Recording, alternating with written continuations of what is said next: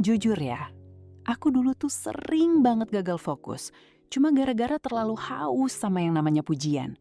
Sampai akhirnya, aku nemu satu rahasia dari kaum stoik. Buat tetap tenang, bahkan di tengah keramaian sekalipun. Nah, kamu pernah nggak sih lagi asik-asiknya kerja atau ngerjain tugas, tapi tiap 5 menit sekali bawaannya pengen ngecek HP terus? Cuma buat mastiin, ada yang nge-like postingan kamu atau enggak? Atau mungkin kamu ngerasa gelisah kalau story Instagram kamu sepi respon? Rasanya tuh kayak ada yang kurang kalau dunia nggak tahu apa yang lagi kamu lakuin saat ini juga sekarang. Nah, di sini aku mau ajak kamu buat bongkar kenapa haus validasi itu sebenarnya adalah pencuri fokus nomor satu di hidup kamu. Dan gimana cara ngeremnya? Pakai logika stoikisme. Kita ini hidup di zaman di mana jempol orang lain seolah-olah nentuin harga diri kita sendiri. Ya kan? Pas kita dapat notif atau pujian, wajar sih otak kita emang dapat asupan dopamin yang instan banget. Tapi masalahnya nih, rasa senang itu nggak bakal bertahan lama. Akhirnya, kamu jadi terus-terusan nyari dosis berikutnya. Dan tanpa sadar, kerjaan penting di depan mata kamu malah dicuekin gitu aja. Efek sampingnya itu loh, bukan cuma soal tugas yang gak kelar, tapi mental kamu pun jadi makin rapuh. Jadi gampang baper kalau gak dapet atensi yang kamu pengen. Kamu jadi terlalu peduli sama omongan orang. Mikirin gimana sih pandangan mereka ke kamu? Sampai akhirnya energi mental kamu habis cuma buat hal-hal yang sebenarnya ada di luar kendali kamu.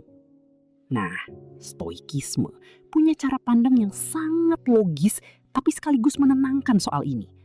Mereka ngajarin kita buat ngebedain dengan tegas mana yang bisa kita kontrol dan mana yang enggak. Dan tebak apa? Opini orang lain, suka atau enggak sukanya mereka sama kamu, itu 100% di luar kendali kamu. Tapi pertanyaannya gini, kenapa sih kita tuh sebegitu lemahnya di hadapan sebuah pujian? Kenapa otak kita lebih milih ngecek notifikasi daripada nyelesain tanggung jawab yang jelas-jelas jauh lebih penting buat masa depan kita sendiri? Oke, mari kita bedah lebih dalam lagi. Kenapa rasa butuh pengakuan ini justru jadi penghalang besar yang bikin kamu terus-terusan jalan di tempat? Oke, sekarang kita coba bedah pelan-pelan ya. Kenapa sih hal ini bisa kejadian secara mental? Jadi gini, pas kamu lagi sibuk ngerjain tugas, bikin konten, atau bahkan sesimpel milih baju aja, tapi di kepala kamu udah rame ngebayangin, nanti si A bakal muji aku nggak ya? Atau berapa banyak ya yang bakal nge-like? Nah, di saat itulah sebenarnya fokus kamu itu lagi pecah. Secara psikologis, pas kamu kerja cuma demi pujian, otak kamu itu otomatis masuk ke mode siaga. Kamu gak lagi bener-bener hadir di dalam pekerjaanmu, tapi kamu lagi memindai sekeliling buat dapat hadiah berupa pengakuan. Efeknya, kamu jadi gak fokus sama kualitas apa yang lagi kamu bikin, tapi malah fokus ke reaksi orang lain yang, belum tentu kejadian juga kan? Aku nyebut kondisi ini sebagai fokus sewaan. Kenapa gitu? Ya karena kamu gak punya kontrol penuh atas pikiran kamu sendiri. Kamu itu kayak lagi nyewa fokus dari orang lain. Dan kuncinya malah kamu titipin ke jempol mereka. Kalau mereka klik like atau kasih pujian, kamu ngerasa aman. Tapi kalau mereka diem aja atau malah kasih komentar negatif, kamu langsung hancur. Inilah alasan utama kenapa kamu gampang banget baper dan akhirnya terjebak dalam lubang overthinking. Ekspektasi kamu itu terlalu tinggi sama hal-hal yang sebenarnya nggak bisa kamu kontrol sama sekali. Kamu berharap dunia bakal bertepuk tangan buat kamu. Padahal dunia mungkin lagi sibuk banget sama urusannya sendiri. Akibatnya, ya kamu jadi capek sendiri. Energi yang seharusnya kamu pakai buat berkarya atau belajar malah habis cuma buat mikirin apa kata orang nanti. Akhirnya kamu ngerasa gak berdaya karena nilai diri kamu cuma ditentukan dari seberapa besar validasi yang kamu terima hari itu. Nah, kalau kondisi fokus sewaan ini terus-terusan kamu biarin, mental kamu bakal makin rapuh. Dan kamu bakal selalu ngerasa nggak cukup. Tapi pertanyaannya, gimana sih caranya kita ambil balik kunci fokus itu?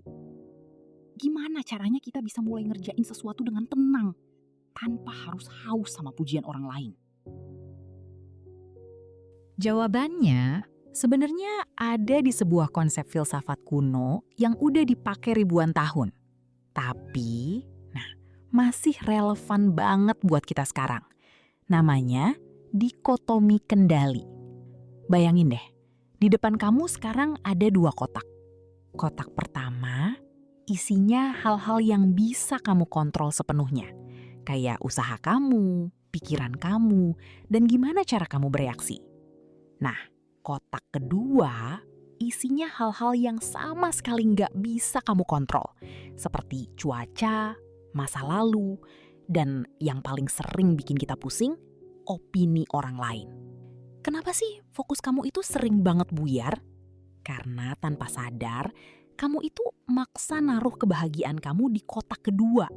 Kamu pengen orang lain muji hasil kerjaan kamu pengen postingan kamu dapat banyak likes, atau kamu takut banget dikritik.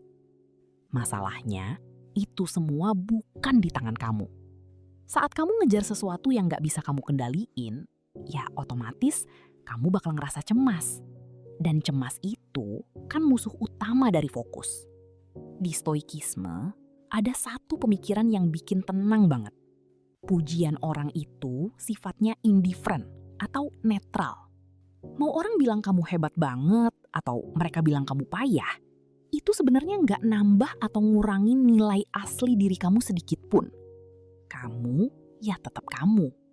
Terus, kalau bukan pujian orang, apa dong yang harus kita kejar supaya bisa fokus lagi?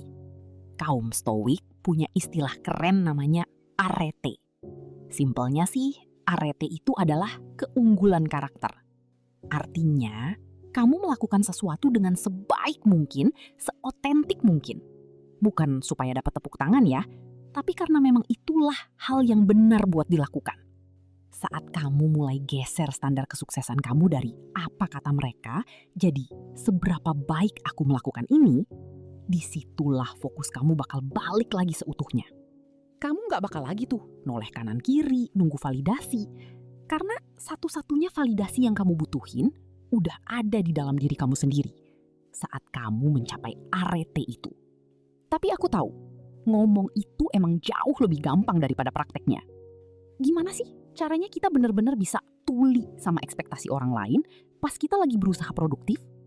Nah, biar nggak cuma jadi teori di awang-awang, kita harus tahu langkah konkretnya. Oke, sekarang kita masuk ke bagian yang paling penting. Gimana sih caranya kamu mempraktekkan ini di dunia nyata? Aku punya 3 langkah stoik praktis yang bisa kamu coba mulai hari ini juga, supaya fokus kamu nggak lagi dijajah sama jempol orang lain. Langkah pertama, coba praktiskan yang namanya pre-mortuum rejection. Kedengerannya mungkin agak ekstrim ya, tapi jujur, ini ampuh banget. Sebelum kamu mulai ngerjain sesuatu atau memposting karya, coba deh bayangkan skenario terburuknya. Orang-orang ternyata nggak suka, nggak ada yang kasih jempol, atau bahkan hasil kerjamu nggak dianggap sama sekali. Bayangkan itu terjadi. Rasakan pahitnya sebentar dan sadari satu hal penting. Kamu bakal tetap baik-baik saja. Langit nggak akan runtuh dan nilai diri kamu nggak akan berkurang sedikit pun cuma karena orang lain nggak kasih validasi. Begitu kamu sudah berdamai sama penolakan sebelum itu terjadi, rasa takutmu bakal hilang dan fokus kamu bakal balik lagi sepenuhnya ke apa yang lagi kamu kerjain. Nah, langkah kedua ini lebih ke teknis, tapi dampaknya luar biasa ke mental. Matikan fitur jumlah like atau semua notifikasi media sosial pas kamu lagi di jam produktif. Aku serius. Kita itu sering banget terdistraksi karena otak kita haus banget sama dopamin dari notifikasi. Tiap kali ada bunyi ting, fokus kamu pecah dan pikiran kamu langsung lari ke siapa ya yang nge-like? Dengan memutus akses itu sementara, kamu lagi melindungi ruang mental kamu sendiri. Kamu lagi kasih sinyal ke diri sendiri kalau pekerjaan kamu itu jauh lebih berharga daripada sekedar angka-angka di layar HP kamu. Langkah terakhir, setiap kali muncul rasa pengen banget dipuji, atau kamu mulai merasa gampang baper karena nggak diperhatiin, coba berhenti sejenak. Tarik nafas, lalu tanya ke diri sendiri. Aku melakukan ini demi kualitas yang bisa aku banggain, atau cuma demi tepuk tangan orang lain? Pertanyaan ini sakti banget buat narik kesadaran kamu kembali. Kalau fokusmu cuma buat dapat tepuk tangan, kamu bakal selalu jadi budak ekspektasi orang. Tapi kalau fokusmu adalah kualitas, kamu bakal ngerasa puas. Bukan karena dipuji, tapi karena kamu tahu kamu sudah melakukan yang terbaik. Nah, kalau kamu sudah mulai... Nah, jadi intinya itu apa sih? Intinya, mulai sekarang, yuk kita coba geser tujuannya pelan-pelan. Ini bukan lagi soal seberapa banyak orang yang bakal kasih jempol atau tepuk tangan buat kamu nanti. Tapi, ini soal seberapa bangga kamu sama proses yang lagi kamu jalanin saat ini. Aku pengen kamu sadar satu hal penting ya. Kalau fokus itu sebenarnya adalah bentuk rasa sayang paling nyata ke diri kamu sendiri. Saat kamu fokus, kamu itu lagi kasih ruang buat diri kamu tumbuh tanpa gangguan. Kamu itu berhak dan sangat pantas mendapatkan hasil yang maksimal, tanpa harus terbebani sama ekspektasi atau omongan orang lain yang sebenarnya nggak punya kendali sama sekali atas hidupmu. Ingat ya, dalam prinsip stoikisme, satu-satunya yang bisa kamu kontrol adalah pikiran dan tindakanmu saat ini. Apa yang orang katakan? Nah, itu di luar kendali. Jadi, lepaskan aja beban itu. Aku yakin banget kamu bisa mulai langkah ini pelan-pelan. Nggak perlu buru-buru kok. Yang penting kamu mulai sadar kapan pikiranmu mulai haus pujian dan segera balik lagi ke tugas di depan mata. Kalau kamu merasa video ini ngebantu menenangkan pikiranmu atau kasih sudut pandang baru yang menyegarkan, boleh banget share video ini ke teman atau orang terdekatmu yang mungkin juga lagi berjuang buat bisa fokus di tengah dunia yang makin berisik ini. Dan jangan lupa, klik tombol subscribe ke channel Gen Z ya. Di sini kita bakal terus belajar bareng-bareng gimana cara navigasi hidup dengan lebih tenang, disiplin, dan pastinya lebih bermakna lewat kacamata psikologi dan self-improvement. Makasih banyak ya sudah mau dengerin aku sampai akhir. Tetap fokus pada apa yang ada di depanmu. Dan sampai jumpa di video berikutnya.